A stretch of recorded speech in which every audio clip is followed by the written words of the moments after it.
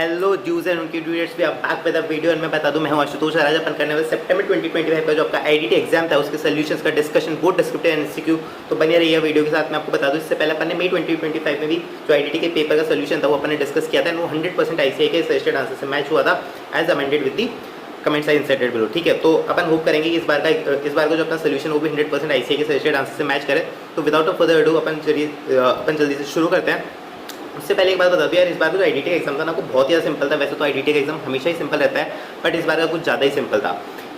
मैं इतना सिंपल था कि अगर आप इसमें अगर 70+ नहीं ला रहे हो ना तो आपको अपने आप से डिसअपॉइंट होने की जरूरत है, क्योंकि ये ऐसा एग्जाम था जो आपके बाकी सारे सब्जेक्ट्स को कवर अप कर देगा। ऑल्दो इस बार तो सारे सब्जेक्ट्स है वो काफ़ी ईजी आए थे, बट फिर भी ये वाला एग्जाम तो कुछ ज़्यादा ईजी था। कुछ लोगों को जरूर ये लेंदी लगा है, बट मैं बता दूँ अगर आप अच्छे से मॉक टेस्ट प्रैक्टिस करके गए हो तो ये लेंदी भी नहीं था।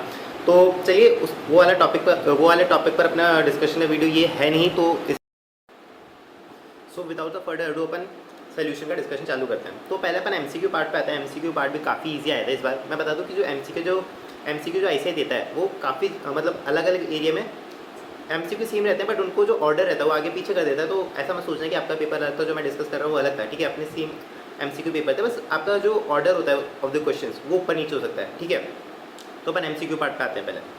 तो देखो, पहला एमसीक्यू इसमें ये वाला एमसीक्यू था जो केस स्टडी थी एक जीएसटी से रिलेटेड आपकी। तो इसको अपन आगे चलते हैं। इसके पहले अपन क्वेश्चन देख लेते हैं क्या क्या है। ठीक है, सो फर्स्ट क्वेश्चन है the amount of input tax credit that can be availed for stay in A1 hotel Surat will be. ठीक है, A1 होटल में आपने स्टे किया तो उसमें आपको आईटीसी कितना मिलेगा, तो इससे रिलेटेड इन्फॉर्मेशन अपन यहाँ पे देख लेते हैं। तो देखो, mister Suraj Rao went to Surat Gujarat for a business meeting which was mandatory under the law for the timing in force in the February 2025 and stayed in the GST registered hotel named A1 hotel for few days. ठीक है, room accommodation charges 50,000 rupees was paid for the stay. आप यहाँ पे देखोगे तो hotel कहाँ पे registered है, गुजरात में। ठीक है, और स्टे कहाँ पे हो रहा है, गुजरात में। तो इसकी प्लेस ऑफ अप्लाई कहाँ पे हो जाएगी, गुजरात में इसकी प्लेस ऑफ अप्लाई हो जाएगी। एंड अपन कहाँ के रहने वाले हैं, अपन है राजस्थान में रजिस्टर्ड। तो अपन राजस्थान में रजिस्टर्ड है and place of apply Gujarat है, और सप्लायर की प्लेस ऑफ अप्लाई भी गुजरात है। तो वो इंट्रा स्टेट सप्लाई होगी। यहाँ पे वो CGST और SGST चार्ज करेगा। और क्योंकि अपन राजस्थान के हैं यानी कि डिफरेंट स्टेट के हैं, तो अपन को CGST और SGST के रेट नहीं मिल पाएगी, यानी कि अपन को यहाँ पे 1 रुपये की रेट नहीं मिलेगी। यानी इसका आंसर आपका सी हो जाएगा। सी इसका आपका करेक्ट ऑप्शन हो जाएगा। सी आपका इसका करेक्ट ऑप्शन हो जाएगा। No input tax credit will be available. इसके बाद अपन आते हैं सेकंड वाले क्वेश्चन पे। The amount of total eligible ITC for the month of February 2025 would be. देखो, अपन ITC से रिलेटेड इन्फॉर्मेशन देख लेते हैं। तो इनवर्ड सप्लाईज की इन्फॉर्मेशन यहाँ पे दे रखी है। तो देखो, purchase of goods of 20 lakh rupees, लेकिन इसमें 5 लाख रुपए जो हैं वो एग्जेम्प्ट गुड्स के थे। ठीक है, एग्जेम्प्ट गुड्स के लिए जो 5 लाख रुपए अपन ने दिए उस पर अपन को ITC नहीं मिलेगी, तो 15 लाख रुपए पे यहाँ अपन को ITC मिलेगी। उसके अलावा purchase truck for 8 lakh rupees, इस पर अपन को ITC मिल जाएगी, क्योंकि इस पर अपन ने डेप्रिसिएशन क्लेम नहीं किया है GST पोर्शन पे। उसके अलावा 3,50,000 अपन ने ऑफिस बिल्डिंग के रेनोवेशन पे खर्च किए, जो कि अपन ने P&L में डेबिट किए हैं, तो इसकी भी अपन को ITC मिल जाएगी। और ये इस वाली की अपन ने बात करी ली कि यहाँ पे अपन को कोई भी ITC नहीं मिलेगी। इसके अलावा कोई भी इनवर्ड सप्लाई से रिलेटेड इन्फॉर्मेशन यहाँ पे नहीं दे रखी है। तो 15 लाख, 8 लाख और 3,50,000 यहाँ पे अपन को ITC मिल जाएगी। ठीक है, तो ये मैंने आपको यहाँ पे दिखा रखा है 15 लाख, 8 लाख, 350 और 50,000। ठीक है, 50,000 रुपये यहाँ पर अपन को ITC नहीं मिलेगी। तो इन सब का अगर आप ITC निकालोगे तो यहाँ पर आपको रेट दे रखी है 9%। अगर उसके हिसाब से अगर आप ITC निकालोगे तो 2,38,500 आपकी CGST और SGST में ITC आएगी। अगर आप इसे टोटल करोगे तो 4,77,000 रुपीज़ आपकी ITC आ जाएगी, जो कि ऑप्शन नंबर बी आपका करेक्ट ऑप्शन यहाँ पे हो जाएगा। तो देखो, अपन क्वेश्चन नंबर 3 की बात करते हैं। तो क्वेश्चन नंबर 3 थोड़ा सा कॉन्फ्लिक्टिंग आंसर है। इसमें देखो क्या होता है, अपन को पूछा nature supply and rate applicable for service provided to mister Rajendra. तो इसकी इन्फॉर्मेशन अपन को कहाँ पर दे रखी है, इसकी इन्फॉर्मेशन अपन को यहाँ पर दे रखी है। He provided repair and maintain service related to generator to mister Rajendra on 5 February. ठीक है, एंड वो supply of goods being spare parts and supply of services being labour charges. ठीक है, दोनों चीज़ें इसमें इंक्लूडेड थी। एंड जो value of goods and value of services है वो दोनों अलग से मेंशन कर रखी है इनवॉइसेस पे। ठीक है, सॉरी। तो अपन को बताना है किस टाइप की सप्लाई होगी। तो देखो, अगर अपन यहाँ पे ऑप्शन देखें, देखो मिक्स सप्लाई तो यहाँ पे नहीं हो सकती, क्योंकि आपको अलग अलग रेट मेंशन कर रखी है। तो मिक्स सप्लाई तो आपकी 100% ही नहीं होगी। उसके अलावा डी ऑप्शन भी कट जाता है, क्योंकि neither supply of goods neither supply of services ये नहीं हो सकता। ठीक है, ये वाला ऑप्शन भी कट गया। कॉन्फ्लिक्ट कहाँ आती है, ऑप्शन नंबर बी और ऑप्शन नंबर सी में। मेरे अकॉर्डिंग ऑप्शन नंबर 20 का करेक्ट आंसर है, क्योंकि जो दोनों सर्विसेज, जो गुड्स और सर्विसेज दे रहे हैं वो नेचुरली बंडल्ड है। ठीक है, तो मेरे हिसाब से इसका ऑप्शन नंबर बी होना चाहिए। बाकी काफ़ी लोगों का मानना है इसका ऑप्शन नंबर सी भी हो सकता है, बट मेरे अकॉर्डिंग इसका ऑप्शन नंबर 20 का करेक्ट आंसर होना चाहिए। ठीक है, तो चलिए आगे चलते हैं।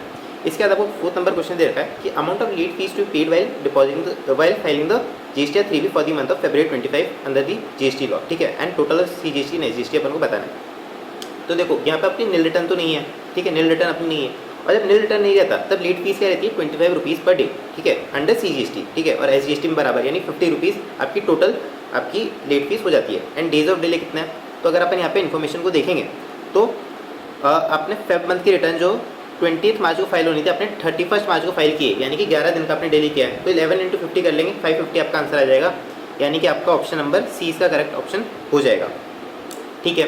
क्वेश्चन नंबर 5 पे चलते हैं। क्वेश्चन नंबर 5 क्या बोलता है, the amount of penalty which may be levied under section 122 of the CGST act 2017 for the failure to deposit the tax on the advance payment received and total CGST and SGST will be क्या होगा, ठीक है। तो section number 122 पे अपन आ गए। तो section number 122 की penalty क्या होती है, 20,000 रुपीज़, मैं CGST और SGST कंबाइन करके बता रहा हूँ, ठीक है, 20,000 रुपीज़ और amount of tax involve whichever is higher, ठीक है। तो अब अमाउंट ऑफ टैक्स इन्वॉल्व कितना आएगा, तो देखो इससे रिलेटेड इन्फॉर्मेशन यहाँ पे दे रखी है। Suraj law collected advance payment of 2 lakh rupees plus applicable GST, ठीक है, for the month of September 2024, however no tax was deposited on the advance money even though 5 months has lapse, ठीक है, 5 महीने तक भी अपन ने इस पर कोई भी जो टैक्स है वो गवर्नमेंट को जमा नहीं कराया, ऑल्दो अपन ने जो अपना कस्टमर था उससे अपन ने कलेक्ट कर लिया पेमेंट, ठीक है। तो 2 लाख रुपीज़ का आप 18% की रेट से GST निकालोगे, तो 2 लाख रुपीज़ का 18% की रेट से GST क्या आएगा आपका 36,000 रुपीज़ आपका आ जाएगा। तो 36,000 रुपीज़ और 20,000 रुपीज़ विच एवर है, तो 36,000 आपका इसका आंसर हो जाएगा। सो आई होप कि आपको यहाँ तक समझ में आ रहा होगा, ठीक है। Value of outward supply for the contract executed with NC tax, तो इसकी इन्फॉर्मेशन अपन को शुरू में दे रखी है। तो अगर अपन इसको पढ़ेंगे तो यहाँ पे अपन को पता चलेगा कि ये आपका हेजिंग का कॉन्ट्रैक्ट था कमोडिटी का, यानी कि आपका डेरिवेटिव कॉन्ट्रैक्ट था। अब डेरिवेटिव कॉन्ट्रैक्ट आपका ऑर्डिनरी सप्लाई नहीं होता, बट अगर उसमें फिजिकल डिलीवरी इन्वॉल्व है और कमोडिटी डेरिवेटिव है उसमें फिजिकल डिलीवरी इन्वॉल्व है तो आपका सप्लाई हो जाता है। बट यहाँ पे अपन को दे रखा है कि विदाउट फिजिकल डिलीवरी वाला है, यानी कि सप्लाई ही नहीं है, और जब सप्लाई ही नहीं है तो इसमें वैल्यू ऑफ आउटपुट सप्लाई की बात ही नहीं आती, तो इसकी वैल्यू ऑफ आउटपुट सप्लाई आपकी निल हो जाएगी, यानी कि ऑप्शन नंबर डी इसका करेक्ट आपका आंसर हो जाएगा। इसके बाद अपन अगली वाली केस स्टडी पे आते हैं, ये भी आपके GST से रिलेटेड केस स्टडी है। तो इसमें आपको क्या दे रखा है, पहला आपका क्वेश्चन है इन respect of services provided during the month of September the value of exempt supply would be, ठीक है। तो सितंबर मंथ से रिलेटेड सर्विसेज आपको यहाँ पे दे रखी है। तो आप देखोगे तो इसमें थोड़ा सा इन्होंने खेला क्या किया है, तो ए वाला जो पॉइंट है उसमें क्या दे रखा है कि वाटर सप्लाई सर्विसेज अपने Kerala water resource management board को दिए, जो कि government authority in which 88% of the control was held by the Kerala government, ठीक है, एंड टोटल कंसिडरेशन वाज 2,50,000। आप देखोगे कि नॉर्मली तो यार आपकी जो वाटर सप्लाई सर्विसेज देते हो ना आप किसी भी गवर्नमेंट अथॉरिटी को, तो वो एग्जेम्प्ट होती है, तो आप इससे बोल दोगे यार एग्जेम्प्ट है। बट आप अगर गवर्नमेंट अथॉरिटी की जो डेफिनेशन दे रखी है उसको अच्छे से पढ़ोगे तो आपको पता लगेगा कि 90% और मोर जो कंट्रोल है वो गवर्नमेंट का होना चाहिए। यहाँ पे कितना है 85%, और क्योंकि 85% है तो भले आपको यहाँ पे गवर्नमेंट अथॉरिटी दे रखा है, लेकिन ये आपकी गवर्नमेंट अथॉरिटी नहीं है, एंड क्योंकि आपकी गवर्नमेंट अथॉरिटी नहीं है तो जो सर्विस है वो एग्जेम्प्ट भी यहाँ पे नहीं होगी, ठीक है। सेकंड सर्विस पे आते हैं। तो compose supply of goods and service अपने केरला गवर्नमेंट को प्रोवाइड किया, जो कि आर्टिकल 243W में आता है, ठीक है, यानी कि आपका एग्जाम्प्ट हो सकता है, ठीक है। लेकिन अगर अपन आगे पढ़ेंगे in which the value of services constituted 25% of the value of set composite supply, ये आपको ध्यान में रखना है कि यहाँ पे 25% ऑफ द गुड्स यहाँ पे लिखा होता ना, तब तो आप इसको एग्जाम्प्ट बोल देते। बट क्योंकि सिर्फ सर्विस की वैल्यू सिर्फ 25% ही है, मिनिमम आपकी 75% होनी चाहिए, लेकिन यहाँ पे कितनी 25%, तो आपका एग्जाम्प्ट नहीं होगा, ये भी आपका टैक्सेबल हो जाएगा। आगे चलते हैं सी पॉइंट पे। Conducted training program for rain water harvesting for consideration of 4 lakh rupees, the service was provided to the central government and 76% of the total expenditure of this program was borne by the central government। अगर 78% से ज़्यादा किसी भी training programme का अगर expenditure government bond करती है ना, देन वो आपकी एग्जाम्प्ट हो जाती है, क्योंकि यहाँ पे 76% ऑफ द एक्सपेंडिचर गवर्नमेंट ने बॉन्ड किया है, कि आपका एग्जाम्प्ट हो जाएगा। तो यानी कि आपकी वैल्यू ऑफ एग्जाम सप्लाई आपकी 4 लाख रुपीज़ हो जाएगी। तो अपन यहाँ पे आते हैं, तो 4 लाख रुपीज़ आपका इसका करेक्ट आंसर हो जाएगा। आई होप यहाँ तक सभी को क्लियर है। आगे चलते हैं। The value of GST TDS that will be deducted under CGST and SGST against the supply made during the month of September। September month की सप्लाई पे वापस आ जाते हैं। देखो फर्स्ट वाले केस में टोटल कंसिडरेशन आपकी 2,50,000 है, तो यहाँ पे कोई TDS कटेगा बिल्कुल भी नहीं। 2,50,000 से ज़्यादा होती है अगर वैल्यू तो इस पर TDS कटता है, ठीक है। थर्ड केस आता है। थर्ड केस आपका क्योंकि एग्जाम्प्ट है तो यहाँ पे भी कोई आपका TDS नहीं कटेगा। सेकंड केस पे आता है। सेकंड केस में 2.5 लाख रुपये से ज़्यादा की सर्विसेज है, ठीक है, अपन गवर्नमेंट को सर्विस प्रोवाइड कर रहे हैं, ठीक है, तो यहाँ पे TDS कट सकता है आपका, ठीक है। और TDS कितना कटेगा 1% each in CGST and SGST, ठीक है। तो 3 लाख का 1% कितना होगा आपका 3,000 रुपीज़। तो बिल्कुल यहाँ पे आपका 3000 rupees each under CGST and SGST आपका TDS कटेगा। आगे चलते हैं। The value of supply made to the related person during the month of October 2024 will be, ठीक है। अक्टूबर 2024 में अपन ने किसी रिलेटेड पर्सन को सप्लाई प्रोवाइड की, जिसकी इन्फॉर्मेशन आपको यहाँ पे दे रखी है। During the month of October 2024 the firm made a supply to the related person valuing under the invoice at 5 lakh rupees, ठीक है। अपन को यहाँ पे मार्केट वैल्यू वगैरह और value of like kind quality service दे रखी है, बट यहाँ पे अपन को एक्सप्रेसली दे रखा है कि फुल ITC आपको जो रेसिपिएंट है उसको अवेलेबल है, एंड जहाँ पे रेसिपिएंट को फुल ITC अवेलेबल हो जाती है वहाँ पे इनवॉइस वैल्यू आपकी वैल्यू ऑफ सप्लाई हो जाती है। तो यहाँ पे 5 लाख रुपीज़ आपकी वैल्यू ऑफ सप्लाई हो जाएगी। तो option number A would be the correct answer. Due date for issue of invoice against pump service contract which was terminated on 2012-2024। तो देखो इसमें आपको आगे पढ़ने की जरूरत ही नहीं है, ये आपको साफ साफ दिख रखा है कि ये वाली सर्विस है जो कि बीच में सीज हो गई, ठीक है। और जहाँ पे सर्विस बीच में सीज होती है, तो जिस दिन सीज होती है ना उसी दिन आपकी due date for issue of invoice आ जाती है। तो यहाँ पे due date for issue of invoice क्या आएगी 2012-2024, यानी कि आपका ऑप्शन नंबर डी, ठीक है।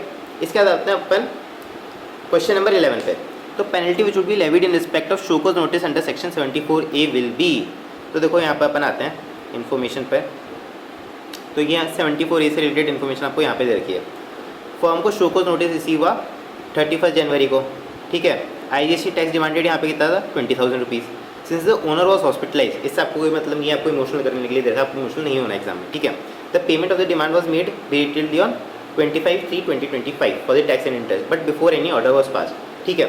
अब देखो जो सेक्शन 74 है आपका, तो सेक्शन 74A क्या बोलता है कि अगर आप 60 days with in the 60 days of issue of show cause notice अगर आप पेमेंट कर देते हो देन आप पे कोई भी पेनल्टी नहीं लगेगी, ठीक है।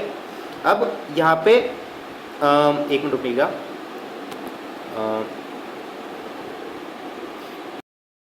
हाँ तो मे भी कुछ टेक्निकल इश्यूज़ था, तो चलिए कोई बात नहीं, अपन आगे बढ़ते हैं। तो अपन कहाँ पर थे, हाँ। तो अगर विद इन 60 डेज अगर आप शो कॉज नोटिस इशू कर देते हो, ठीक है, with in 60 days of show cause notice अगर आप पेमेंट कर देते हो देन इन दैट केस आप पे कोई भी पेनल्टी एप्लीकेबल नहीं होती अंडर सेक्शन 74A, ठीक है। तो यहाँ पे अगर आप देखोगे तो 31 मार्च को आपका शो कॉज नोटिस इशू हुआ और आपने 25 जो मार्च है उसको आपने पेमेंट कर दिया, यानी कि विद इन 60 डेज अगर आपने पेमेंट कर दिया है तो आप पे कोई भी पेनल्टी एप्लीकेबल नहीं होगी। तो जो क्वेश्चन नंबर आपका 11 था इसका ऑप्शन ए आपका करेक्ट आंसर हो जाएगा नील, ठीक है। आगे चलते हैं, बड़ा ईजी क्वेश्चन था। In respect of output transaction made during the month of August 2024 which of the following will be treated as supply, ठीक है। यहाँ पे अपन सप्लाई किसको मानेंगे, जो अपन ने अगस्त 2024 में अपन ने ट्रांजेक्शन्स किए। तो अगस्त 2024 के डेटा पे अपन आ जाते हैं। अगस्त 2024 का डेटा क्या बोलता है कि अपन ने सप्लाई किए moulds and dies to unrelated component manufacturers free of cost, ठीक है। Market value of the same was 65,000, क्योंकि अपन ने अनरिलेटेड पार्टीज़ को फ्री ऑफ कॉस्ट कोई भी चीज़ सप्लाई की है तो वो आपकी सप्लाई की डेफिनेशन आएगी नहीं, क्योंकि यहाँ पे कंसिडरेशन इन्वॉल्व नहीं है, ठीक है। तो आपका 65,000 तो आपका सप्लाई नहीं होगा। आगे चलते हैं। Provided free training on e invoices and e way bill to the all of its agent free of cost, ठीक है। अब क्योंकि आपने सर्विसेज दी एजेंट को तो ये आपकी स्केड्यूल जो आपका शेड्यूल 1 है वहाँ पे नहीं आएगा, ठीक है। तो इसकी भी आपकी वैल्यू ऑफ सप्लाई नील हो जाएगी, ठीक है। और दो ही आपको सप्लाई दे रखी है अगस्त मंथ में, तो दोनों की वैल्यू ऑफ सप्लाई नील है। तो यहाँ पे जो आपका करेक्ट आंसर होगा वो आपका नील हो जाएगा, क्योंकि आपकी दोनों ही सप्लाई आपकी एग्जाम्प्ट है या फिर not a supply of goods and services है, ठीक है। तो वैल्यू ऑफ सप्लाई आपका नील है। क्वेश्चन नंबर 13 पे आते हैं। ये आपका कस्टम से रिलेटेड क्वेश्चन है। तो इसमें क्या बोला, mister Vineet overseas exported some goods, कुछ गुड्स अपन एक्सपोर्ट किए हैं and which are liable to export duty in USA by air of an FOB price of 3 lakh rupees, ठीक है। Other relevant details are as follows. 3 lakh rupees का अपन को directly FOB price दे रखा है और अदर डिटेल्स देखिए। देखो अपन को RBI के रेट को तो देखना ही नहीं है, अपन को CBIC के रेट को देखना है for the purpose of determining the exchange rate, ठीक है। अब एक्सचेंज रेट किस दिन की आती है, एक्सचेंज रेट आती है आपकी date of presentation of shipping bill की, ठीक है। And date of presentation of shipping bill की आपकी एक्सचेंज रेट क्या है 84 रुपीज़। तो 84 रुपीज़ अपन को आपकी एक्सचेंज रेट यूज़ करनी है। और आपकी रेट ऑफ ड्यूटी क्या होगी, रेट ऑफ ड्यूटी आपकी होती है लेट एक्सपोर्ट ऑर्डर की। लेट एक्सपोर्ट ऑर्डर कब है आपका, ये आपका 11 फरवरी को, जिसकी रेट आपकी 12%। तो इसका आपकी ड्यूटी कितनी आ जाएगी, इसकी आपकी ड्यूटी आ जाएगी 3 लाख रुपीज़ इंटू 84 जो कि आपकी रेट ऑफ एक्सचेंज है इंटू 12% जो कि आपकी रेट ऑफ ड्यूटी है। तो 30,24,000 इसका करेक्ट आंसर हो जाएगा, यानी कि option number A would be the correct answer, ठीक है। 14 नंबर क्वेश्चन में चलते हैं। 14 नंबर क्वेश्चन क्या बोलता है, Ajay and company imported certain goods into India by land mode and vehicle importing the goods reached land custom station on 12th of January at 16 hours, ठीक है। The timeline by which the person in charge of the vehicle should deliver the import report to the proper officer will be. तो अगर land के through अगर आपके कोई भी goods आ रहे हैं तो आपको इम्पोर्ट रिपोर्ट सबमिट करनी होती है। और कितने देर में सबमिट करनी होती है? Within 12 hours of arrival. तो ये आपका 12 जनवरी को शाम के 4 बजे आपका आया, ठीक है। तो इससे आप 12 आवर्स गिनोगे तो 13 फरवरी को सुबह के 4 बजे आपके ये कंप्लीट होंगे। तो 13 फरवरी को सुबह 4 बजे तक आपको रिपोर्ट सबमिट कर देनी है, यानी कि option number C would be the correct answer. अब ये ISG से रिलेटेड क्वेश्चन है, इसमें आपको क्या दे रखा है कि आपकी 3 ब्रांचेज जोधपुर, इंदौर और दिल्ली की, आपकी टोटल ITC 18 लाख रुपीज़ है। इसमें से 3 लाख रुपीज़ आपकी स्पेसिफिकली दिल्ली यूनिट से रिलेट करती है। तो बाकी सारी ITC को अपन को अपोर्शन कर देना है, ठीक है। तो बाकी सारी ITC को किस वैल्यू में अपोर्शन करेंगे? इनका टर्नओवर दे रखा है पिछले साल का। तो जोधपुर यूनिट का 10 लाख रुपीज़, इंदौर यूनिट का 5 लाख रुपीज़ और टोटल आपको 30 लाख रुपीज़ दे रखा है, यानी कि दिल्ली यूनिट का आपका 15 लाख रुपीज़ आपका टर्नओवर हो जाएगा, ठीक है। दिल्ली यूनिट अनरजिस्टर्ड है एंड सिर्फ एग्जेम्प्टेड सर्विस प्रोवाइड करती है, इससे अपन को कोई भी लेना देना नहीं है। अगर अनरजिस्टर्ड है तो भी अपन को ITC तो डिस्ट्रीब्यूट एक बार के लिए करना ही पड़ेगा, ठीक है। तो अगर आप इसकी वर्किंग करोगे, जो मैंने आपको यहाँ पे दिखा रखी है, तो इसको अगर आप देखोगे तो टोटल ITC आपका 18 लाख रुपीज़ था। इसमें से आपका 3 लाख रुपीज़ आपका स्पेसिफिकली दिल्ली यूनिट के लिए था। टोटल कॉमन ITC आपका 15 लाख रुपीज़ था। 15 लाख रुपीज़ को आपको 10, 5 और 15 के रेशियो में आपको डिस्ट्रीब्यूट करना है। तो आप इसे डिस्ट्रीब्यूट करोगे तो ये अमाउंट आ जाएंगे। क्या रखा है? दिल्ली वाली यूनिट में आपको 3 लाख रुपीज़ जो कि आपने स्पेसिफिकली दिल्ली यूनिट के लिए खर्च किए हैं, ठीक है, वो भी आपको एलोकेट करने पड़ेंगे। तो ये आपका अमाउंट आ जाएगा और इसके अकॉर्डिंग आपका ऑप्शन नंबर भी आपका करेक्ट आंसर हो जाएगा। आई hope it is very much clear. तो अपन आते हैं मच अवेटेड डिस्क्रिप्टिव पार्ट पे, ठीक है। तो डिस्क्रिप्टिव पार्ट के अपन सोल्यूशंस को अब देखना चालू करते हैं।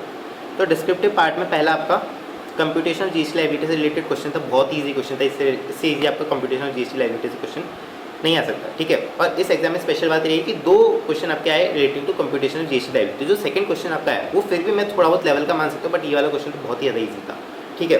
तो अपन इसको भी डिस्कस करना चालू करते हैं। तो देखो पहले तो रिक्वायरमेंट पढ़ लेते हैं। रिक्वायरमेंट क्या है क्वेश्चन की? तो रिक्वायरमेंट आपकी नेट GST लायबिलिटी अपन को निकालनी है पेबल इन कैश, ठीक है। ये अपनी requirement for the month of जनवरी 2020 ये अपन को अच्छे से पढ़ लेना है, ठीक है। एंड रेट आपकी दे रखी है 9%, 9% and 18% for all the goods and services and paper and ink specifically 6%, 6% and 12% आपकी रेट दे रखी है, ठीक है। बाकी आपकी जनरल इन्फॉर्मेशन दे रखी है, इसको भी आपको अच्छे से एग्जाम में पढ़ना है, बट मैं यहाँ पे नहीं पढ़ रहा हूँ क्योंकि बेफालतू का टाइम वेस्ट है, क्योंकि मैंने ऑलरेडी पढ़ लिया है, ठीक है। तो अपन एक एक करके ट्रांजेक्शन को देखना चालू करते हैं। तो देखो कुछ ट्रांजेक्शन दे रखे हैं, उनके रिलेटेड नीचे आपको एडजस्टमेंट दे रखे हैं। तो पहले तो आप क्या करो कि आप एक बार अच्छे से ट्रांजेक्शन को पढ़ लो, एडजस्टमेंट को पढ़ लो, और जो भी एडजस्टमेंट है उनके साथ साथ मार्क करते हो कि कौन से ट्रांजेक्शन से रिलेटेड कौन से एडजस्टमेंट, जैसे कि मैंने यहाँ पे मार्क कर दी है, ठीक है। तो अपन चालू करते हैं शुरू से। तो received an order for printing books from a publisher who own the content, paper ink and printing services undertaken by SIL and books were supplied in order, ठीक है। तो यहाँ पे एक आपका कंपोजिट सप्लाई से रिलेटेड प्रोविजन आता है कि जहाँ पे आपका जो इसके रिलेटेड सर्कुलर इसमें वो बताता है कि पब्लिशर का ओन कंटेंट है, तो भले ही जो सप्लायर है वो सॉरी वो अपना paper ink and printing fees दे रहा है, तो भी इसे अपन सप्लाई ऑफ सर्विस मानेंगे कि जो प्रिंटिंग एलिमेंट है वो प्रीडोमिनेंट है, ठीक है। सॉरी। तो क्योंकि प्रिंटिंग का जो एलिमेंट है वो प्रीडोमिनेंट है, तो ये सप्लाई ऑफ सर्विस आपकी हो जाएगी, सप्लाई ऑफ गुड्स यहाँ पे नहीं होगी। तो यहाँ पे जो आपको स्पेशल रेट दे रखी थी ना 6%, 6%, 12%, इसको आपको देखना ही नहीं है, ठीक है। आपको डायरेक्टली जो नॉर्मल रेट है वो आपको यहाँ पे लगानी है। उसके अलावा एक और चीज़ भी है कि इसके रिलेटेड एक स्पेशल पॉइंट दे रखा है, वो अपन देख लेते हैं क्या दे रखा है। इसके रिलेटेड स्पेशल पॉइंट दे रखा है कि अपन को 3 लाख रुपीज़ अपन को पेपर एंड के लिए मिले और बाकी अपन को प्रिंटिंग ऑफ बुक्स के मिले। तो इससे भी अपना कोई रिलेशन नहीं है, क्योंकि आपका कंपोजिट सप्लाई हो गया, प्रिंसिपल सप्लाई आपकी प्रिंटिंग है, तो अपनी प्रिंटिंग की जो रेट है वो पूरी सप्लाई पर रेट लग जाएगी, 7 लाख रुपये इंटू 9% और 9%, ठीक है। तो इस तरीके से आपको ये करना है, ठीक है। आगे चलते हैं। Received rent from GST registered limited company for the use of SIL's commercial building used for the purpose of residential use। से अपन मतलब नहीं है, अगर कमर्शियल बिल्डिंग आपने GST रजिस्टर्ड पर्सन को दी है और आप खुद भी GST रजिस्टर्ड पर्सन हो तो उस पर आपका FCM एप्लीकेबल होता है, और नॉर्मल रेट आपकी 9% है, तो 1,20,000 इंटू 9% करोगे तो आपका यहाँ आ जाएगा, ठीक है। बड़ा ही सिंपल है यहाँ तक। आगे चलते हैं। Printing provided printing related consultancy service to T Hung and company resident of South Korea, ठीक है। Market study involving demo of machine working was conducted in Japan, Indonesia and state of Andhra Pradesh, ठीक है। एंड इस जो आपका 20 लाख रुपये है, इसमें से 14 लाख रुपये आपका फॉरेन में खर्च हुआ है, 14 लाख रुपये आपको फॉरेन के लिए मिला है, जो फॉरेन में अपनी स्टडी की उसके लिए, और 6 लाख रुपये जो आपने आंध्र प्रदेश में स्टडी की उसके लिए मिला है, ठीक है। तो ये आपका परफॉर्मेंस बेस्ड सर्विस वाला ट्रांजेक्शन है। परफॉर्मेंस बेस्ड सर्विस में जहाँ पे सर्विस आपकी परफॉर्म होती है वो इसकी प्लेस ऑफ प्ले हो जाती है। तो यहाँ पे अलग अलग जगह पे परफॉर्मेंस हुई है सर्विस की। लेकिन एक और बात इसमें यह है कि अगर आपकी किसी भी लैग में कोई भी परफॉर्मेंस आपकी इंडिया में हो रही है, देन पूरी सप्लाई की जो टैक्सेबल वैल्यू है उसकी पूरी जो प्लेस ऑफ सप्लाई है वो अपन इंडिया में मान लेते हैं। तो क्योंकि यहाँ पे आंध्र प्रदेश में आपकी सर्विस प्रोवाइड की जा रही है तो पूरे 20 लाख रुपए की जो प्लेस ऑफ सप्लाई है वो अपन इंडिया में ही अज्यूम कर लेंगे, ठीक है। इसके रिलेटेड एक स्पेशल एडिशन दे रखा है पॉइंट नंबर सी में, तो उसे अपन देख लेते हैं। तो ये तो आपका नॉर्मल बता रहा है कि LUT आपने फाइल कर रखा है जीरो रेटेड सप्लाई से, लेकिन क्योंकि जीरो रेटेड सप्लाई है ही नहीं तो यहाँ पे आपको इस वाले पॉइंट से कोई लेना देना ही नहीं है। तो 20 लाख रुपए का अपन 9% निकालेंगे तो नॉर्मली अपन टैक्स पे कर देंगे। और क्योंकि आंध्र प्रदेश में और अपन भी आंध्र प्रदेश में रजिस्टर्ड ही हैं तो इस पर CGST SGST ही लगेगा। आगे चलते हैं। एक कॉर्पोरेट गारंटी दी अपन ने जिसमें जो रेसिपिएंट है उसको फुल ITC नहीं मिलनी थी, ठीक है। तो 70,000 रुपये अपन ने कंसिडरेशन लिया। तो जहाँ पे फुल ITC नहीं मिली थी वहाँ पे 1% per annum of the guarantee amount और the amount of consideration whichever is higher आपकी कंसिडरेशन मान ली जाती है। तो कंसिडरेशन तो आपकी 70,000 रुपीज़ है।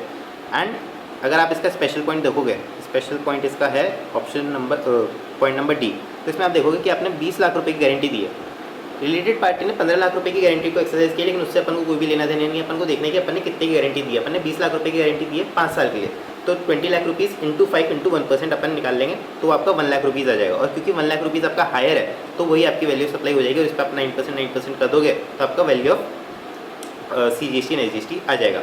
आगे चलते हैं क्वेश्चन में।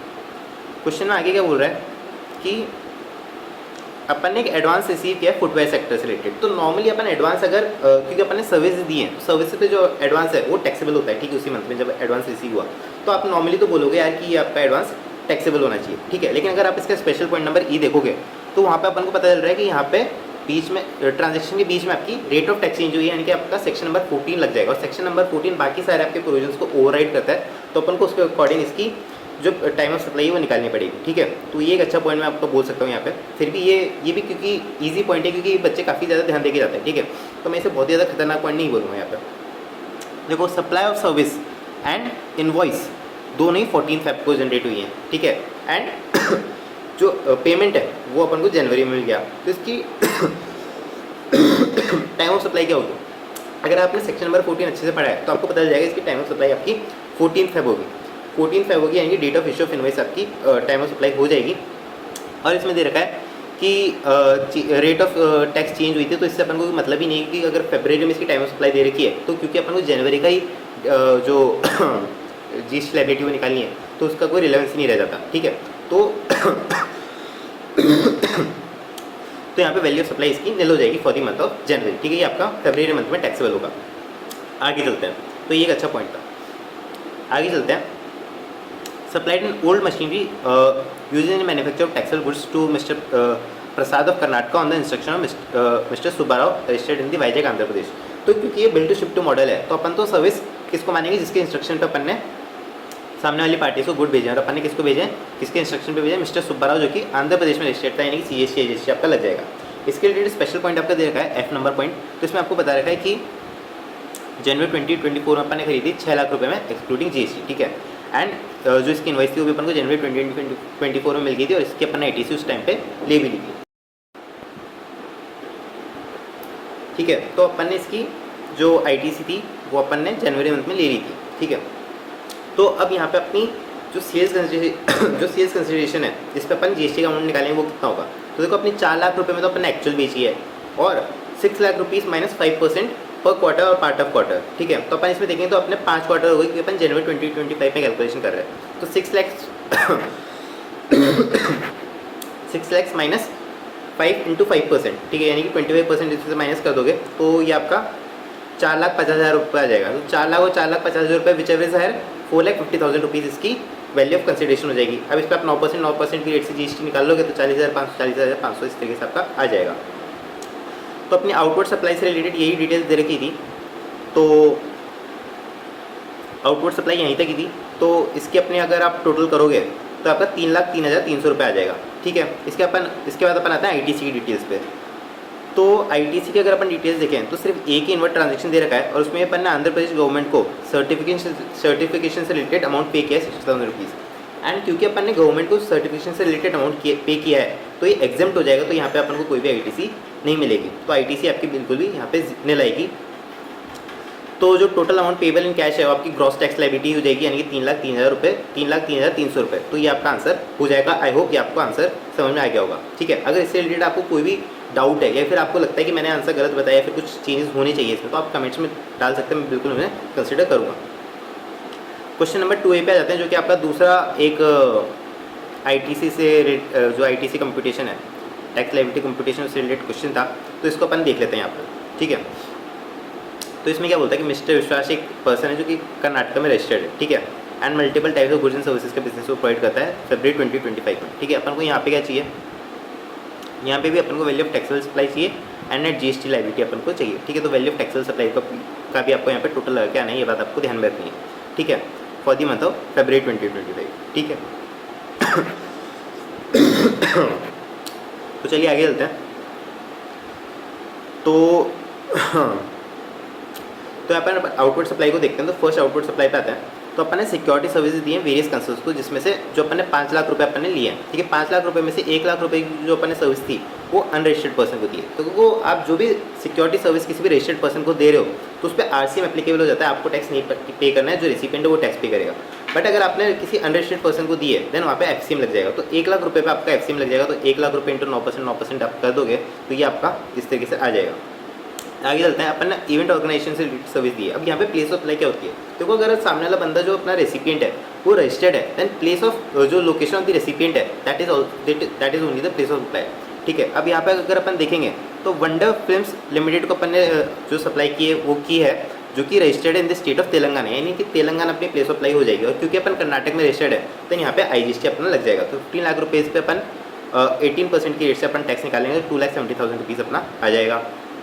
आगे चलते हैं, अपन ने ट्रेनिंग सर्विस दी है एनएसडीसी को। ठीक है, लेकिन अपन ट्रेनिंग पार्टनर नहीं थे। अगर अपन ट्रेनिंग पार्टनर होते और अपन ट्रेनिंग सर्विसेज देते तो यहाँ पे ये सर्विस एग्जेम्प्ट हो जाती, बट क्योंकि अपन ट्रेनिंग पार्टनर नहीं है तो 2 लाख रुपीज़ अपना टैक्सेबल हो जाएगा 9% की रेट से। आगे चलते हैं, आगे ये तो अपना आईटीसी से रिलेटेड पॉइंट है, ये भी अपना आईटीसी से रिलेटेड पॉइंट है। ये अपना अपन ने गोडाउन सोल्ड किया, और क्योंकि अपन अगर कोई लैंड एंड बिल्डिंग सोल्ड करते हैं देन वो शेड्यूल 3 में आ जाते हैं और not supply of goods and service होते हैं। और क्योंकि ये सप्लाई है ही नहीं तो यहाँ पे कोई भी आपकी आउटपुट टैक्स लायबिलिटी की बात का आती ही नहीं है। ठीक है, तो अगर अपन इसका टोटल कर देंगे 27,000 रुपीज़ और 2,70,000 रुपीज़ अपना टोटल ग्रॉस टैक्स लायबिलिटी बनेगी। अब अपन आ जाते हैं आईटीसी से रिलेटेड क्वेश्चन पे। तो 2 पॉइंट दे रखे अपन को आईटीसी से रिलेटेड और एक यहाँ पे एक एडजस्टमेंट में दे रखा है। ठीक है, तो फर्स्ट पॉइंट पे आता है अपन ने टैक्स कंसल्टेशन सर्विस ली है 30,000 रुपीज़ की। ठीक है, तो इसका अपन नॉर्मली अपन निकाल लेंगे आईटीसी 2700 रुपीज़ आ जाएगा। उसके अलावा अपन ने 4 लाख रुपए पॉइंट नंबर बी से रिलेटेड सर्विस लिए, यानी कि जो अपन ने इवेंट ऑर्गेनाइज किया था उससे रिलेटेड सर्विस ली है, तो उसका 4 लाख रुपए इसका टैक्सल वैल्यू थी। तो इसका अपन जीएसटी निकालेंगे तो 36,000 रुपये आ जाएगा। इसके अलावा एक स्पेशल पॉइंट दे रखा है, ये अपन देख लेते हैं। विदाउट कंसिडरेशन अपन ने इंपोर्ट की है service from father in law. तो क्या फादर इन लॉ अपना रिलेटेड पार्टी है? रिलेटेड पार्टी नहीं है, तो ये शेड्यूल नंबर 1 में नहीं आएगा। और क्योंकि कंसिडरेशन नहीं है तो ये आपकी सप्लाई ही नहीं होगी, तो यहाँ पे कोई भी आईटीसी का सवाल पैदा ही नहीं होता। तो 38,700 रुपये आपकी टोटल आईटीसी होगी। बट यहाँ पे आपको देखना है कि 38,700 रुपये आपको टोटल मिलेगी नहीं, क्योंकि यहाँ पे अपन ने एग्जाम सप्लाई भी किया। एग्जाम सप्लाई क्या किया है, अगर अपन रूल 42, 43 देखेंगे तो जो अपन ने आरसीएम वाली सर्विसेज दी हैं वो भी आपकी एग्जाम सप्लाई में आ जाती हैं। उसके अलावा अपन ने ये गोडाउन बेचा है तो ये भी आपकी इसकी जो 1% ऑफ वैल्यू है, 1% ऑफ द स्टैम्प वैल्यू, ये आपकी वैल्यू ऑफ सप्लाई में आ जाएगी। ठीक, sorry value of exempt supply में आ जाएगी, तो उसका अपन को अपोर्शन करना पड़ेगा। तो अपन देखेंगे तो टोटल कॉमन क्रेडिट कितनी है, 2700 रुपये सीजीएसटी रजिस्ट्री में। याद रखना जो 36,000 रुपये है ये अपन को specifically for the point number 2 यानी कि for providing the event organisation service मिली है, तो इसको अपन कॉमन आईटीसी में नहीं लेंगे। ठीक है, तो 2700 रुपये ईच अंडर सीजीएसटी रजिस्ट्री आपकी कॉमन आईटीसी है। अब इसमें अपन निकालेंगे इन एलिजिबल कॉमन आईटीसी। तो अपना value of supply of exempt service कितना है, तो 14 लाख रुपये का 1% यानी कि 14,000 रुपये प्लस जो 4 लाख रुपये अपन ने आरसीएम में टैक्सेबल था, ये वाला 4 लाख रुपये, 5 लाख माइनस 1 लाख रुपये। ठीक है, तो आपकी value of exempt supply of service है। और टोटल वैल्यू ऑफ सर्विस कितना है, ये 14,000 और 4 लाख तो आ ही गया। उसके अलावा जो ये 1 लाख रुपये, ये जो 15 लाख रुपये है ये, और ये जो 2 लाख रुपये है ये, इन सब का आप टोटल करोगे और इसका आप कैलकुलेशन करोगे तो 505 रुपये ईच अंडर सीजीएसटी एसजीएसटी आपका इनएलिजिबल आ जाएगा। ठीक है, अब एलिजिबल कॉमन क्रेडिट कितनी आ जाएगी आपकी, तो 2700 रुपये माइनस 505 रुपये कर दोगे आपका तो 2195 रुपीज़ आपकी एलिजिबल कॉमन क्रेडिट आ जाएगी।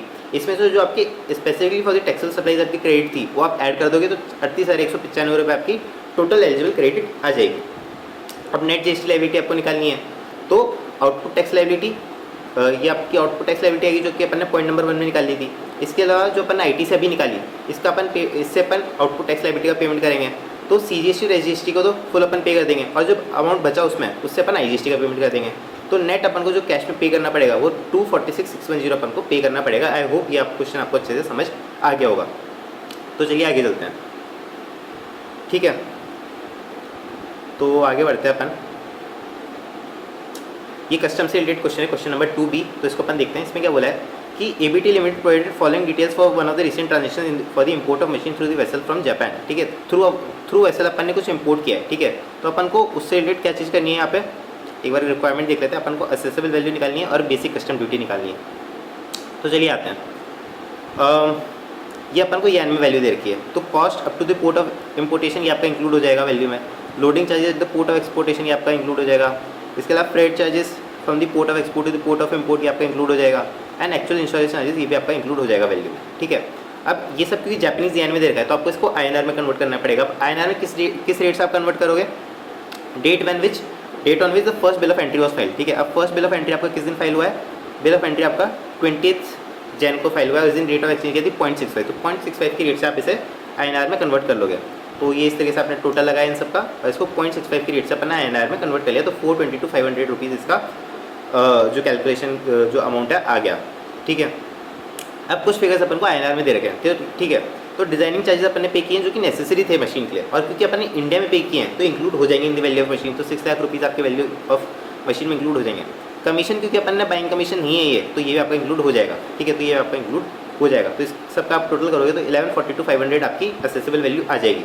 अब इसमें आप BCD निकालोगे। BCD कौन सी रेट से अपन लेंगे, तो दो रेट अपन को देखिए, 10% या 15%, ठीक है। तो BCD की रेट क्या होती है, date of bill of entry और date of entry inward whichever is later. अब यहाँ पे लेटर क्या है, ये 25 जनवरी, यानी कि इस दिन के अपन BCD की रेट लेंगे। और BCD की रेट यहाँ पे क्या आ रही है 15%, तो 15% की रेट से अपन BCD निकाल लेंगे तो 171,375 अपना आंसर आ जाएगा, ठीक है। आप सोशल वेलफेयर सरचार्ज भी निकाल सकते हो, बट इस क्वेश्चन में स्पेसिफिकली आपको बेसिक कस्टम ड्यूटी पूछी थी तो मैंने यहाँ पे निकाल के शो नहीं की है, बट आप क्वेश्चन में शो कर सकते हो, ठीक है, फॉर अ सेफर साइड, ठीक है। क्वेश्चन नंबर 3 पे आते हैं, बहुत ईजी क्वेश्चन था। तो मैसेज सी फूड्स लिमिटेड, इसने स्टेट ऑफ तमिलनाडु में सप्लाई ऑफ गुड्स किया to messrs eat well limited registered in the state of Maharashtra, ठीक है। The supply was made in the territorial waters where the appropriate baseline was situated within 4 nautical miles from the Kerala and 12 nautical miles from the Tamil Nadu, ठीक है। Place of supply क्या होगी, तो देखो इस पर आपका सेक्शन नंबर 9 लग जाएगा। सेक्शन नंबर 9 क्या बोलते हैं, जहाँ पे आपकी प्लेस, अगर आपकी प्लेस ऑफ सप्लाई आपकी टेरिटोरियल वाटर्स में आ रही है देन जो नियरेस्ट कोस्ट लाइन वाले स्टेट है ना वही आपकी प्लेस ऑफ सप्लाई हो जाएगी। एंड क्योंकि यहाँ पे मूवमेंट ऑफ गुड्स इन्वॉल्व है तो मूवमेंट ऑफ गुड्स आपकी टर्मिनेट हो रही है आपकी टेरिटोरियल वाटर्स में, और टेरिटोरियल वाटर से आपका नियरेस्ट कोस्ट लाइन किसकी है, केरला की, तो केरला इसकी आपकी प्लेस ऑफ सप्लाई हो जाएगा, ठीक है। यहाँ पे मैंने आपको सिंगल वर्ड में आंसर दिया है, लेकिन आपको एग्जाम में इस तरीके से आंसर लिख के नहीं आना है, आपको आपके बेफालतू मार्क्स कट जाएंगे। वो पूरा प्रोविजन अच्छे से लिखना है और उसको आपको अच्छे से एक्सप्लेन करना है, ठीक है। क्योंकि यहाँ पे टाइम वेस्ट होता है, आपको अच्छे से मैं समझा ही रहा हूँ, इसलिए मैंने आपको सिंगल वर्ड में इसका आंसर लिख दिया, बट आपको अच्छे से लिख के आना है। सेम अप्लाइज टू जो अपन ने क्वेश्चन इससे पहले किए, ठीक है, और जो क्वेश्चन अपन इसके बात करेंगे, ठीक है। क्वेश्चन नंबर 3A के सेकेंड पार्ट पे आता है। स्पीड लॉजिस्टिक्स ने अपना टिप्पर दिया मैसेज ABC को, ठीक है, a mining firm for transporting minerals from the mine pit to the railway siding, ठीक है। And vehicle was given to the driver but fuel cost was to be borne by the recipient. अब messrs speed logistic क्या बोल रहा है कि ये supply exempt है। एग्जाम्प्ट क्यों है, क्योंकि transportation by road otherwise than by GT है, आपका एग्जाम्प्ट होता है, ठीक है, बिल्कुल सही बात है, एग्जाम्प्ट होता है। बट यहाँ पे अपन को देखना है कि ये जो आप सर्विस, जो आपने व्हीकल दिया है, ये अपने आप ट्रांसपोर्टेशन गुड्स बाय रोड की सर्विस नहीं दे रहे हो, यहाँ पे आप रेंटिंग ऑफ व्हीकल की सर्विस दे रहे हो, क्योंकि रेंटिंग ऑफ व्हीकल की सर्विस कहीं पे भी एग्जाम नहीं है, तो यहाँ पे आपका GST एप्लीकेबल हो जाएगा। यहाँ ये सर्विस आपकी बिल्कुल भी एग्जाम नहीं है, तो examine the correctness of this statement. तो ये स्टेटमेंट बिल्कुल ही इनकरेक्ट है, ये एग्जाम नहीं होगी, क्योंकि ये supply of transportation of service by road नहीं है, ठीक है, ये service of hiring of vehicle है, एंड वो आपकी एग्जाम नहीं होती है, तो यहाँ पे आपकी टैक्सेबिलिटी आ जाएगी। क्वेश्चन नंबर 3B में आता है। क्वेश्चन नंबर 3B थोड़ा ठीक क्वेश्चन है, मतलब बढ़िया क्वेश्चन है, इस पर बनाते हैं। तो इसमें क्या दे रखा है कि messrs smoothie and sons limited है जो कि बेंगलुरु में रजिस्टर्ड है, एंड इसका पिछले साल का टर्नओवर 2 करोड़ रुपीज़ से ज़्यादा था, ठीक है, 2 करोड़ रुपीज़ से ज़्यादा था। ये अपने किस काम में आएगा, क्योंकि इसमें दे रखा है कि आगे इसने लीगल सर्विस लिया है। लीगल सर्विस में अगर अपना जो टर्नओवर है वो बेसिक एग्जाम्पशन लिमिट से ज़्यादा है अगर पिछले साल में, तो अपना RCM एप्लीकेबल हो जाता है, ठीक है। तो इसमें अपन को RCM में टैक्स पे करना पड़ेगा।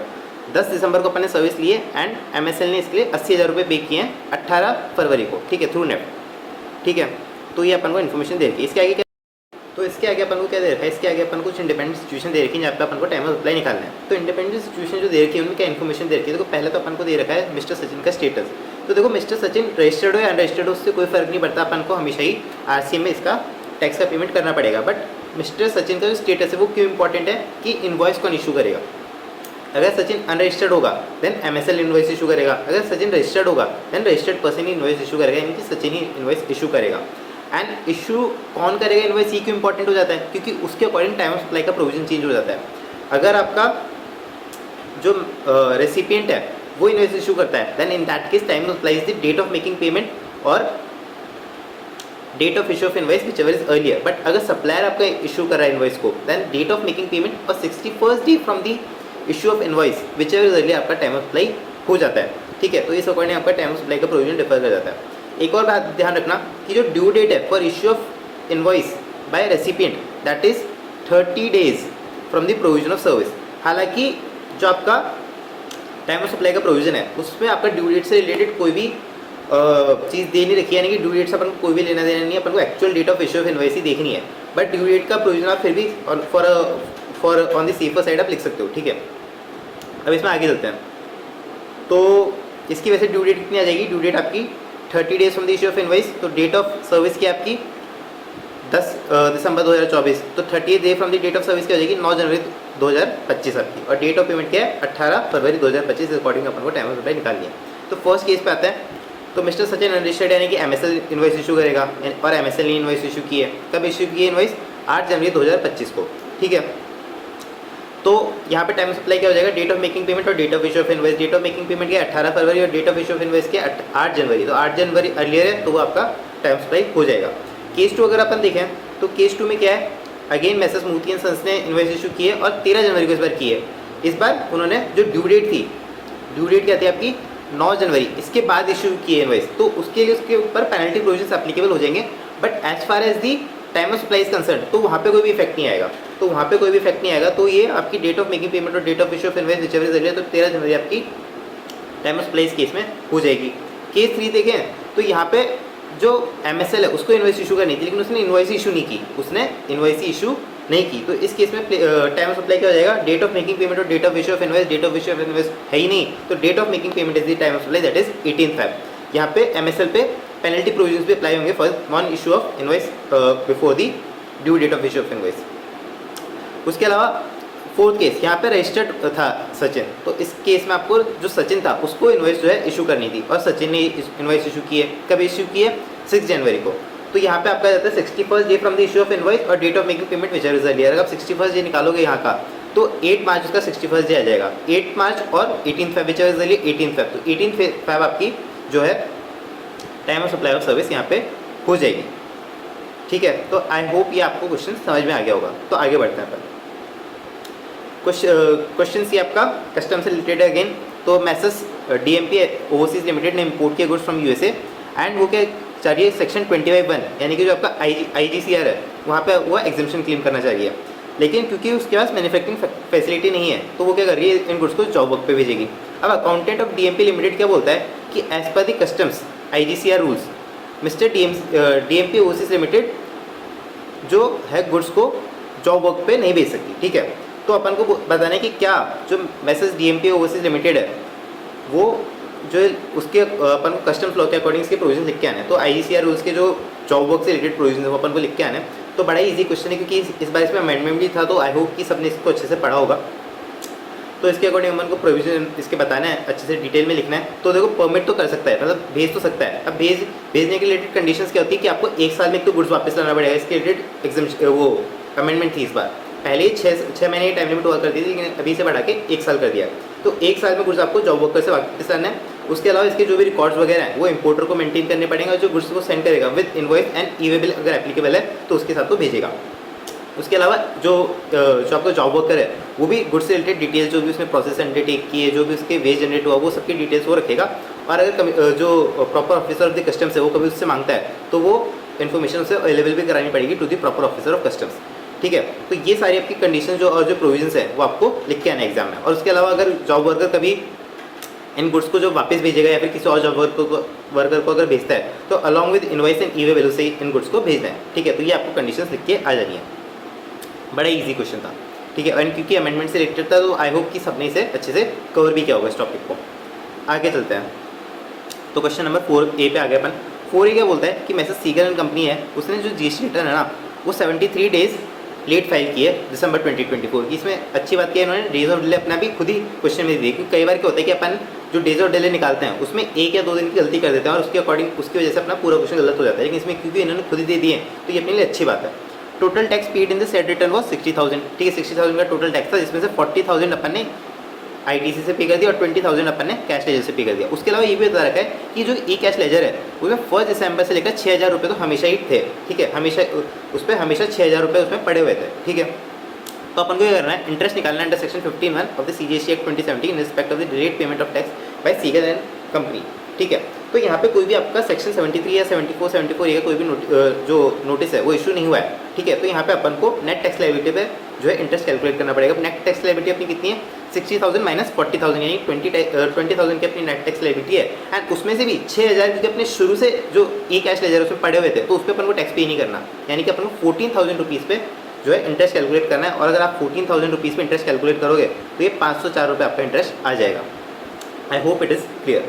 दूसरे पार्ट में आते हैं, दूसरे पार्ट में सेम ही क्वेश्चन है, बस ये बता देगी कि सेक्शन जो नोटिस है अंडर सेक्शन 74 वो आपको इशू कर दिया गया। तो अब इंटरेस्ट क्या होगा, तो अब आपको और जो आपका ग्रॉस टैक्स लायबिलिटी उस पर इंटरेस्ट पे करना है, तो यानी कि 60,000 रुपीज़ पे आप इंटरेस्ट पे कराओगे जो कि आएगा आपका 2160। आई hope it is very much clear.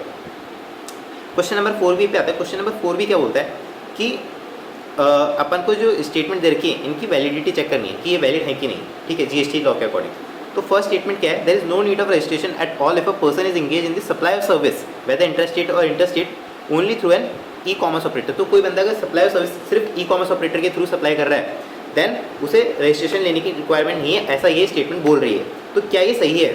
देखो ये सही नहीं है, क्योंकि अगर कोई बंदा ई कॉमर्स ऑपरेटर के थ्रू सर्विस सप्लाई कर रहा है तो उस पर भले ही मैंडेटरी रजिस्ट्रेशन की रिक्वायरमेंट नहीं आती, बट उसे भी जो आपकी टर्नओवर लिमिट है उसका ही बेनिफिट मिलता है। अगर टर्नओवर लिमिट से उसका जो टर्नओवर एक्सीड कर जाता है तो उसे रजिस्ट्रेशन लेना पड़ेगा। तो इनवैलिड है क्योंकि required to register if turnover exceeds the exemption limit that is 10 lakh rupees और 20 lakh rupees as may be the case, ठीक है। उसके बाद अपन आगे चलते हैं। तो there is no requirement of the physical verification of the business premises during the time of registration. तो क्या ये स्टेटमेंट सही है? ये स्टेटमेंट बिल्कुल सही नहीं है। देखो पार्शियली से आप सही बोल सकते हो कि अगर आपने आधार ऑथेंटिकेशन ऑप्ट कर लिया और आपका जो बिजनेस है उसे सिलेक्ट नहीं किया गया फॉर द फिजिकल वेरिफिकेशन, तो आपको फिजिकल वेरिफिकेशन की जरूरत नहीं है। बट फिजिकल वेरिफिकेशन की रिक्वायरमेंट आ जाएगी अगर आपने आधार ऑथेंटिकेशन या तो ऑप्ट ही नहीं किया या फिर आपने ऑप्ट किया है but based on risk parameters आपके बिजनेस को सिलेक्ट कर दिया गया for the physical verification, then आप पे जो है फिजिकल वेरिफिकेशन की रिक्वायरमेंट आ जाएगी। थर्ड केस आता है, there is no requirement to provide details of bank account at the time of application of registration. ये पार्शियली करेक्ट बोल सकते हैं इसको। देखो वैसे तो आपको at the time of registration अपना बैंक अकाउंट देना होता है, बट उसके रिलेटेड एग्जाम्पशन है कि आप चाहे तो रजिस्ट्रेशन के टाइम मत दो, लेकिन within 30 days of the registration और at the time of filing GST 1 और IFF विच इज अर्लियर, उस दिन आप अपना बैंक अकाउंट फर्निश कर दो। और ये जो आपको एग्जाम्पशन दी है ये भी आपके TDS जो डिडक्टर है, TDS कलेक्टर है और जो आपका डिपार्टमेंट ड्रिवन रजिस्ट्रेशन है उस केस में एप्लीकेबल नहीं होती है। तो ये आपको प्रोविजन लिख के आने हैं वहाँ पे डिटेल में। बड़ा इजी क्वेश्चन था, ठीक है। वैसे तो सारी क्वेश्चन इस पेपर के बहुत ही ज़्यादा इजी हैं, ठीक है। क्वेश्चन नंबर 4C पे आता है, अगेन कस्टम से रिलेटेड क्वेश्चन है। Miss Veronica a UK citizen ages 17 years, ठीक है, visited India on a tourist visa on 1 Feb 2025। She bought with the following items on her visit, ठीक। क्या क्या लाई वो? Travel souvenir up to 60,000 rupees. Travel souvenir पे क्या कोई कस्टम्स एप्लीकेबल है? ट्रैवल सोवेनियर्स आपके स्पेसिफिकली एग्जाम्प्ट है, यहाँ पे कोई भी आपकी कस्टम्स ड्यूटी एप्लीकेबल नहीं होगी, ठीक है। अपन को वैल्यू ऑफ पैकेज निकालना है liable to the customs duty, तो ये आपका तो नहीं आएगा उसमें। Laptop computer valued 40,000 rupees. देखो वैसे तो एक लैपटॉप कंप्यूटर आपका एग्जाम्प्ट होता है, बट वो कब एग्जाम्प्ट होता है जब जो ला रहा है बंदा उसकी जो एज है वो 18 ईयर्स और मोर होनी चाहिए, क्योंकि यहाँ पे एज 17 ईयर्स है तो यहाँ पे एग्जाम्प्ट नहीं होगा। तो 40,000 रुपीज़ आपका वैल्यू ऑफ बैगेज में आ जाएगा। उसके अलावा other articles carried on in person 75,000 rupees, तो ये भी आपकी बैगेज की वैल्यू में आ जाएंगे। इस पर 15,000 रुपये की आपको GFA मिलेगी, तो वो आप कैलकुलेट करोगे तो 1 लाख रुपीज़ इसका अमाउंट आ जाएगा। आई होप आपको अच्छे से ये समझ में आ गया है ये प्रोविजन। आगे चलते हैं, क्वेश्चन नंबर 5 है। क्वेश्चन नंबर 5 है आपका अपील से रिलेटेड क्वेश्चन है। तो इसमें क्या बोला है कि message Balaji electronics private limited उसने कुछ गुड्स ट्रांसपोर्टर को दिए गुड्स ट्रांसपोर्ट करने के लिए, ठीक है, जिनकी वैल्यू थी 3 लाख रुपीज़ और उन पर 18% की रेट से जीएसटी एप्लीकेबल था, ठीक है। एंड इन गुड्स को सीज कर लिया गया ड्यूरिंग ट्रांजिशन ऑन 16 दिसंबर 2024, ठीक है। अब क्या हुआ कि इनको रिलीज कराने जो ओनर है वो फॉरवर्ड आया ही नहीं, ठीक है, no one came forward to release the payment till 31 दिसंबर। तो प्रॉपर ऑफिसर ने एक पेनल्टी इशू कर दी अंडर सेक्शन 129(3), ठीक है। Message Balaji electronics private limited did not admit the entire penalty and उसने अपील फाइल कर दी अपीलेट अथॉरिटी में अगेंस्ट सेट ऑर्डर। तो अपन को पहले तो प्री डिपॉजिट का अमाउंट निकालना है। तो प्री डिपॉजिट का अमाउंट क्या होगा? तो प्री डिपॉजिट का नॉर्मली अमाउंट तो अपना होता है 100% of the tax interest penalty as accepted by tax payer and 10% of the only tax amount in dispute.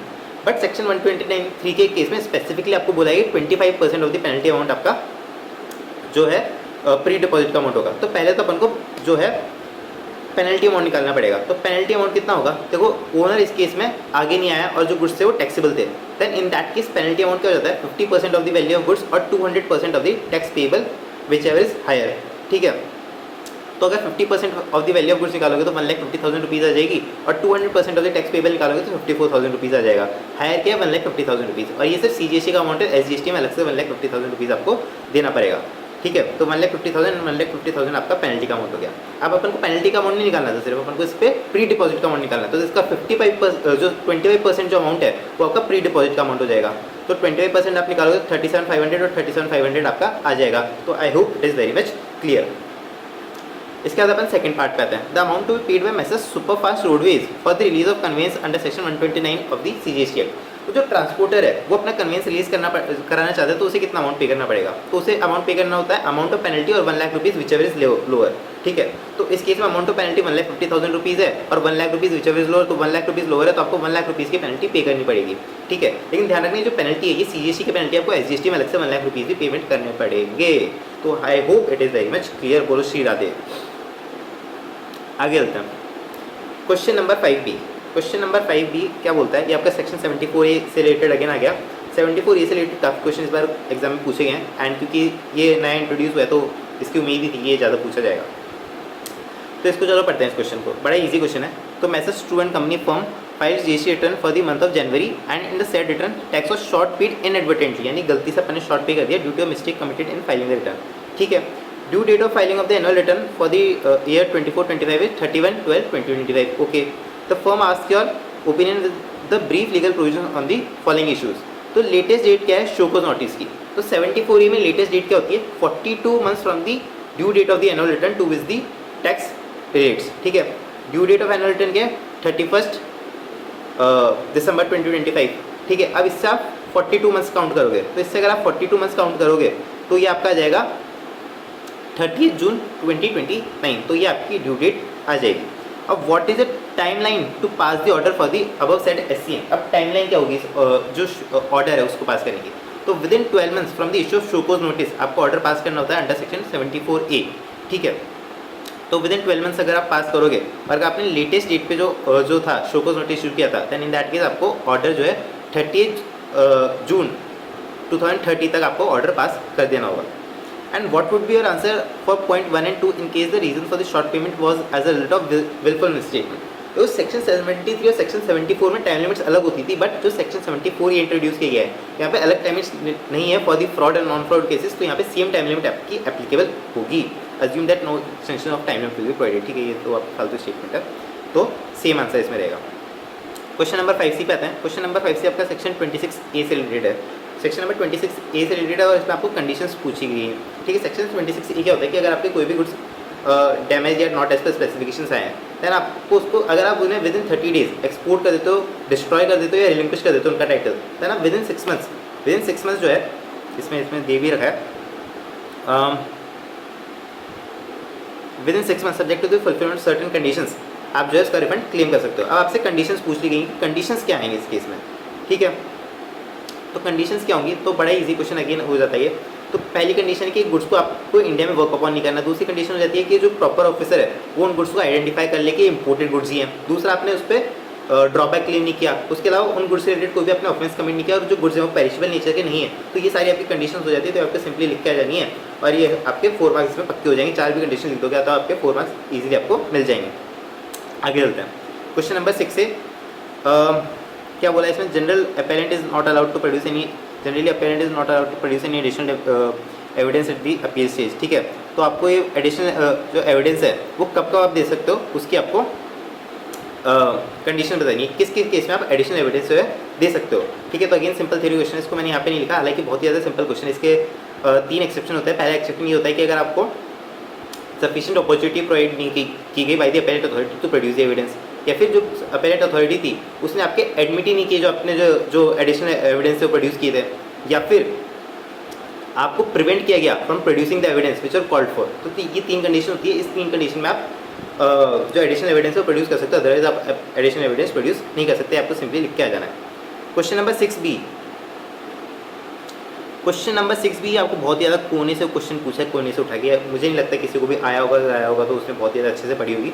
तो सेक्शन नंबर 160 है CGST Act 2017 provides that assessment proceedings shall not be valid on certain grounds, ठीक है। You are required to list such grounds along with the type of proceedings covered with the explanation. तो इसका बड़ा ही simple सा answer है यार कि अगर आपका कोई भी जो असेसमेंट प्रोसीडिंग्स है उसमें कोई भी मिस्टेक, एरर या फिर कोई भी डिफेक्ट की वजह से आपने कुछ गलती कर दी है, ठीक है, मिस्टेक की वजह से कोई भी गलती कर दी है, तो सिर्फ उस रीज़न की वजह से आपकी जो प्रोसीडिंग्स है वो इनवैलिड नहीं हो जाएंगी।